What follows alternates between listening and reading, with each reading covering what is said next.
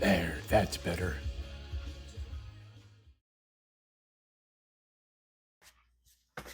Hi, everybody. So today I'm just doing a simple repair on a toy. Uh, Customer said that they had a toy train that surprisingly looks a lot like this. And so I think it's a pretty cool train. And I was told, it's pretty beat up and it's got some marks. It's got some, wear from being played with, but it's not all that bad.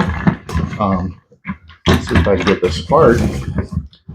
Um, this coal tender here is. I'm just going to leave it together. The hooks are kind of large.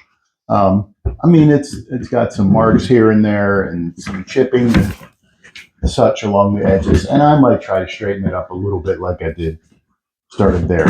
And over here, you can probably see there's some a little bit of a split going on there, and the edges are beat up. This edge here is a little bit chewed up. I don't want to take all of that away because then it takes away, the signs that it was played with. But I will clean it up and I'll try to make it a little bit nicer. And obviously, I don't want to mess up the writing on there either, because someone's granddad or father made this. And that brings us to our locomotive here. And I thought, well, this one does need a little work. There's some loose pieces here. This is loose. You can probably see that the cab is all cracked, and I think I can tell why that is. And then the other thing is this, whatever the chuggers that make the train move look okay over there, but they're not here on that side. And so I'll just make a new one and I'll get all this back together. I'll probably break this roof off, or, I'll figure out how to get this back together. And then the other thing, I thought, well, I can make a new cow catcher for the front. And so I knew I had a book that had this in it. And so I went looking for my cow catcher design. What should I find but smooth, like, look, it's the exact train.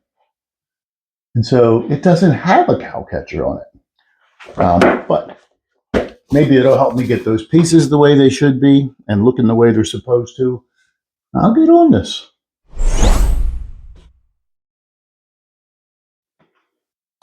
So here's where I am. I did get this apart. It wasn't too terrible. A little bit of prying, but what I found right over here, you can probably see there's a previous brake that was wood glued in, and that is because this is super, I don't know, fragile. It's too thin. It's exactly how the plans call for it in the book, but it probably should be a little bit thicker than it is. So I'm going to change that. And since this piece here is broken as well, it's not too bad, but I might make a new one of those, and then I can redo all these pieces. The cool thing is that the person that built this doweled everything. All the joints are doweled and glued, which is pretty cool. Um, so nicely done, previous builder. Um, I'm going to help this live another few decades. Trying to get this off of here. And I don't want to break it, and I'm trying not to mess it up. So here's what I'm doing.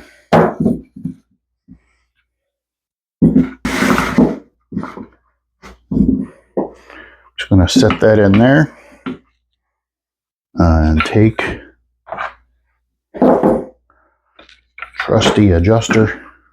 I'm going to try to knock the boiler tank off of this thing, and just like that.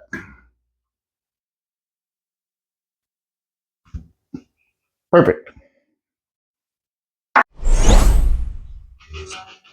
This section here was rather beat up. So this is the side of the cab here. This was in many pieces, so I broke it all the way off. I'm going to sand this down, put probably a little strip in there, and then put the remaining pieces together so that at least the outside looks like it's supposed to. And then the rest of it, I think, is fine. I have to sand this flat now, you see. But because it has these hand-painted labels on the side, I don't want to mess that up when I sand this, so I've taped it. I'm just going to do it. Nothing more exciting than sanding, but there we go. And there's always a chance when you're doing this that you're going to break it again, but I'm going to try not to do that.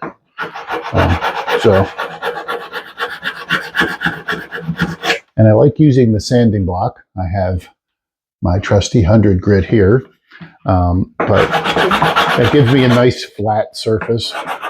Yeah, I could probably hit it on the old strip sander there, belt sander, but it's also very aggressive.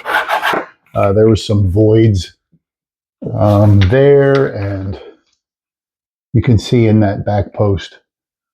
I'll get that filled in, and so I'm also taking the time to just really pay attention to the openings here and get them as square as I can. So I think that just makes it a nicer job. So that's where we are now. And then I'll have to make some more pieces. These little guys, which are the chuggers, I don't know, that's what I'm calling them, the chuggers for the engine. I'm going to make 2 new ones because these are kind of weak.